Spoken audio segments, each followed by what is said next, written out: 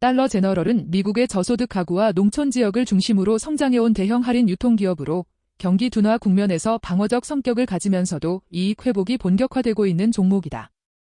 2025년 12월 발표된 2025년 3분기 실적에서 매출은 약 106억 5천만 달러로 전년 대비 4.6% 증가했고 동일 점포 매출은 2.5% 증가를 기록했다. 동일 점포 매출 증가분이 대부분 고객수 2.5% 증가에서 나왔다는 점은 새로운 고객 유입과 방문 빈도 증가가 동시에 나타나고 있음을 보여준다. 희석 기준 주당 순이익은 1.28달러로 시장 예상치인 0.95달러에서 0.98달러 구간을 크게 상회했으며 순이익 증가율은 약 44%, 영업이익 증가율은 30%대를 기록하며 뚜렷한 턴어라운드 흐름을 입증했다.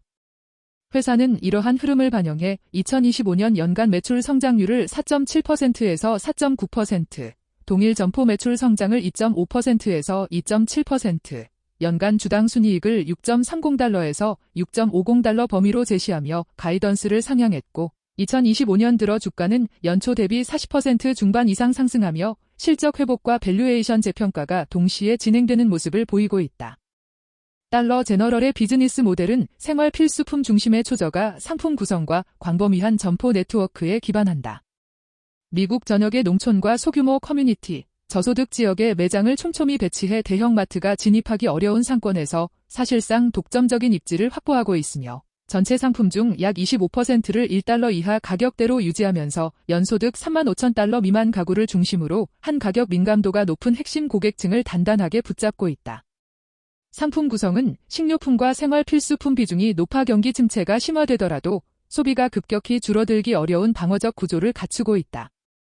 동시에 비식품과 자체 상표 상품 비중을 점진적으로 확대해 장기적인 마진 개선 여지를 키우고 있으며 인플레이션과 금리 상승으로 중산층과 고소득층까지 가성비를 중시하는 소비 패턴이 확산되면서 기존 저소득층 고객에 더해 새로운 고객층이 유입되는 이중 수요 기반을 형성하고 있다. 달러 제너럴의 2025년 3분기 매출은 약 106억 5천만 달러로 전년 동기 대비 4.6% 증가했고 동일 점포 매출은 2.5% 증가를 기록했다. 이 증가분은 대부분 고객수 증가에서 발생했으며 객단가는 거의 변동이 없었기 때문에 기존 고객 지출 확대보다는 고객풀 확대와 방문 빈도 증가가 성장의 핵심 동력임을 의미한다.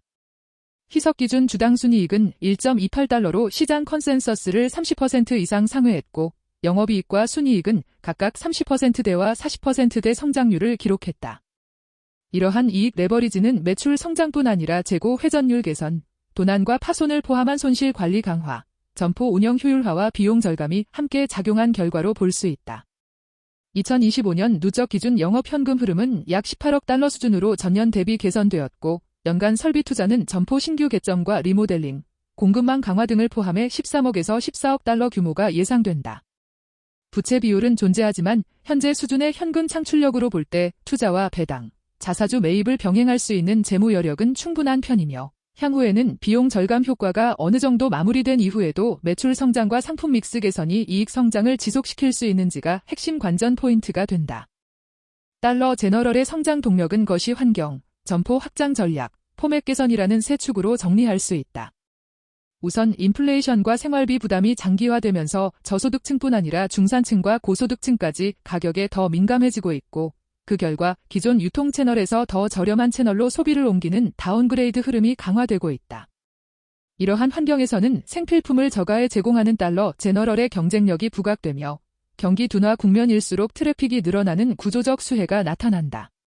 두 번째로 회사는 2025년에 약 575개, 2026년에 450개 수준의 신규 점포 개점을 계획하고 있으며 경쟁이 상대적으로 제한적인 농촌과 중소도시 지역에 집중해 점포 간 잠식 위험을 관리하면서 네트워크를 확장하고 있다. 세 번째로 냉장과 신선식품 비중 확대, 카테고리 구성 조정, 비식품과 자체 상표 비중 확대 등 포맷 개선과 리모델링을 통해 점포당 매출과 마진을 동시에 끌어올리는 전략을 추진 중이다.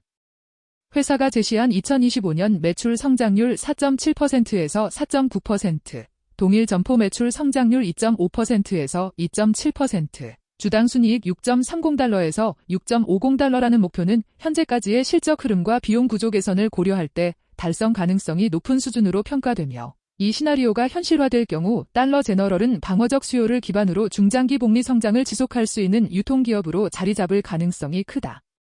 달러 제너럴이 직면한 첫 번째 리스크는 안전과 노동 관련 규제 이슈다. 회사는 과거 비상구 차단, 과도한 재고 적재, 소방 안전 기준 미준수 등 문제로 여러 차례 제재를 받았고 2024년에는 미국 노동당국과 약 1,200만 달러 규모의 벌금과 전사적인 안전 개선 조치를 포함한 합의를 체결했다.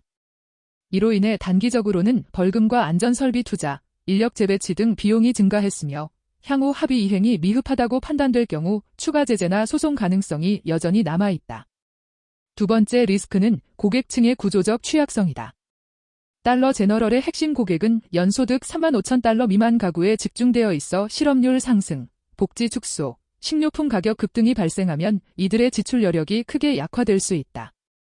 2025년 3분기에도 고객 수는 늘었지만 객단가는 정체되어 있어 이미 가계의 소비 여력이 한계에 가까워져 있을 가능성을 시사한다.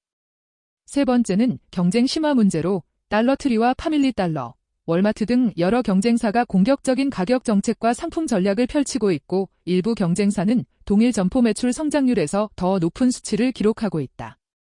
네 번째는 점포 포화와 출점 효율 저하 우려로 이미 미국 내 점포 수가 매우 많은 수준이기 때문에 신규 점포가 기존 점포 매출을 잠식할 가능성이 있고 인구 밀도가 낮은 지역의 출점은 매출 규모가 작아 수익성 확보에 시간이 더 필요할 수 있다.